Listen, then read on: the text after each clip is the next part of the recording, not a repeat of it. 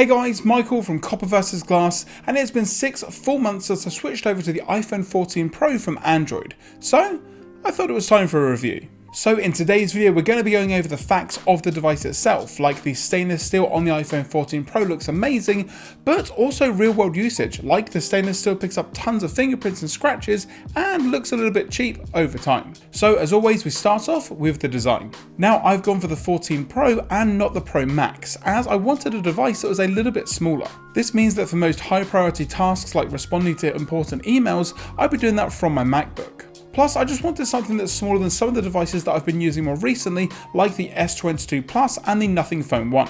Now the front and the back are of course Corning Gorilla Glass, and that's sandwiched between a stainless steel frame. All around that frame you have the antenna bands, which has become a staple in not just the iPhone but most devices these days. The left side houses the volume buttons and the silent toggle switch. Now this is still one of the best features of the iPhone's physical design, and I wish that more manufacturers like OnePlus would incorporate this in their devices moving forward.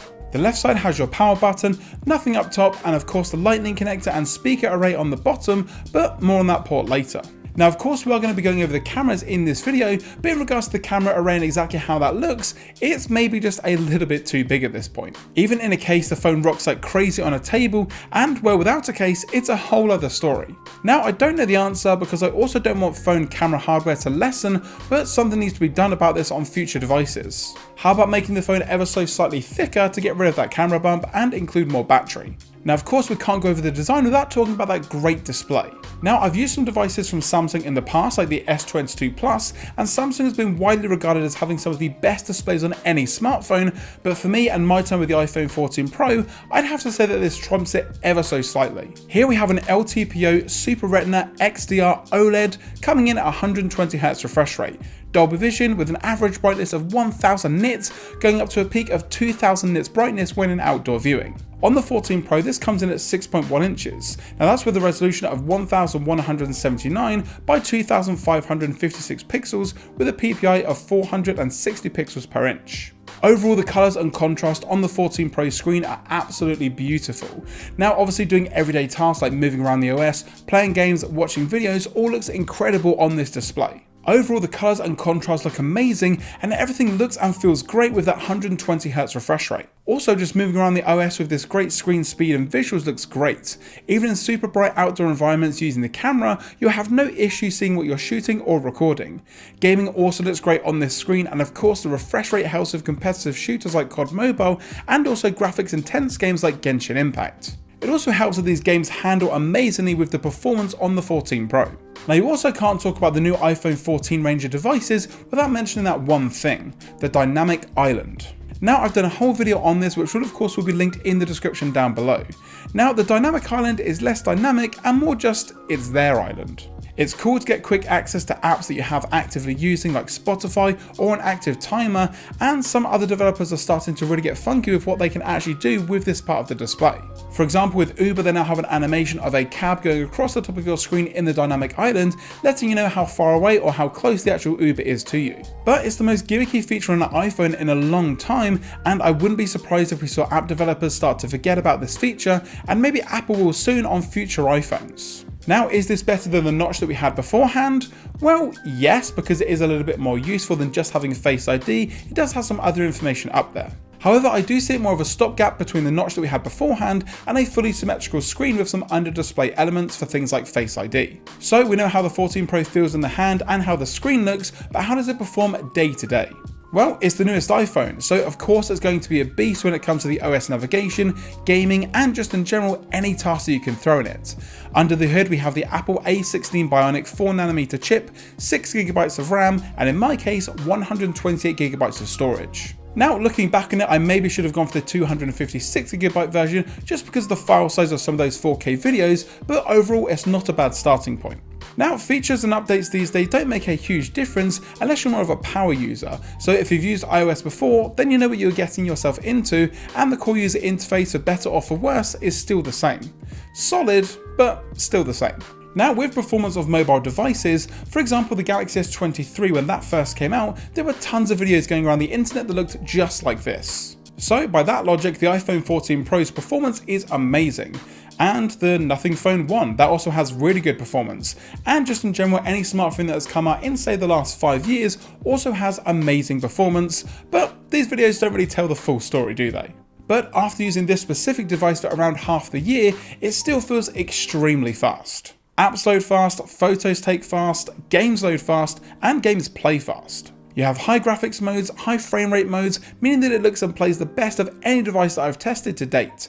Genshin Impact is the only game that I really use as a benchmark, and even on the iPhone at high settings and high frame rate, it doesn't falter. It's fast and smooth, and just in general the iPhone 14 Pro is amazing for gaming. And of course all of the other stuff like multitasking is extremely fast with that 6GB of RAM, and of course the optimization that iOS brings. Anything you can think of doing on the 14 Pro is super quick, not much more to say about it.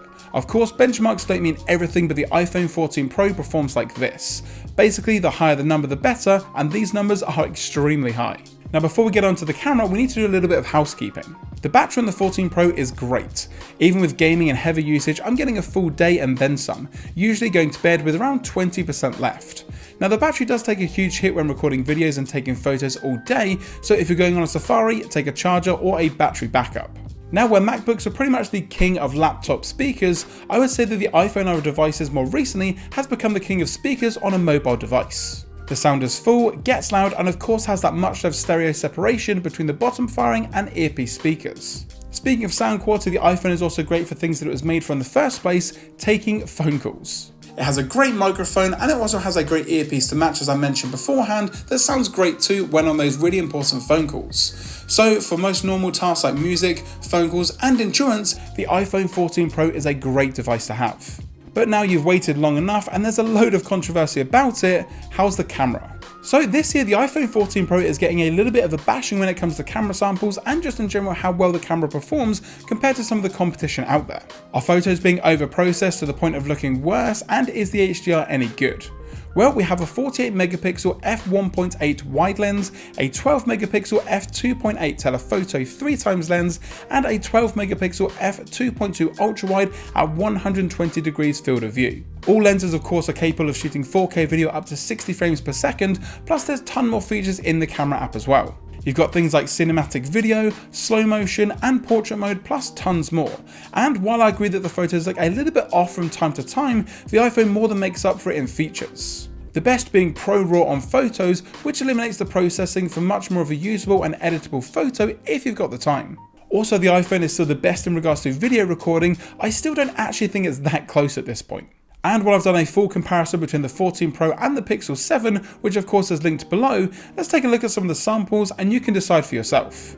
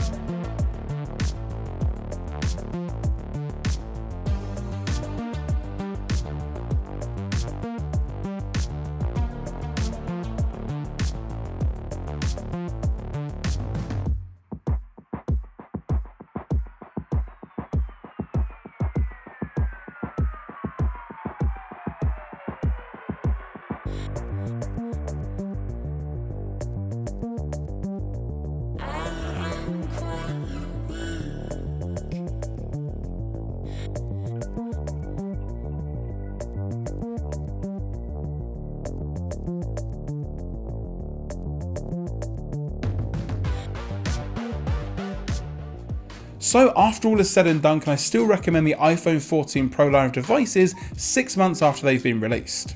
Well, I think I can, but with some caveats in there. I think phones in general are getting a little bit too good, a little bit too quickly.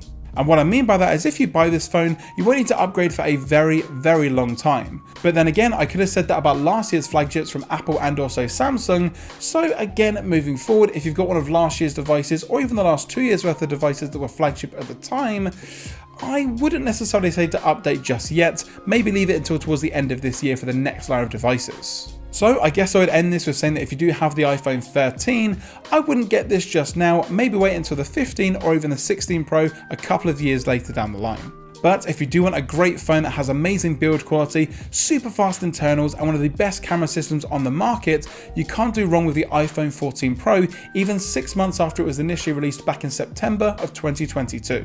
And that's going to do it, guys, for my 6 months later review on the iPhone 14 Pro.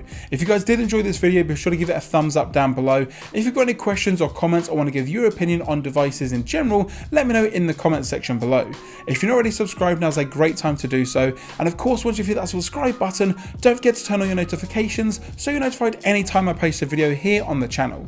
I'm Michael from Copper vs Glass. Thanks very much for watching, and I will catch you guys in the next video.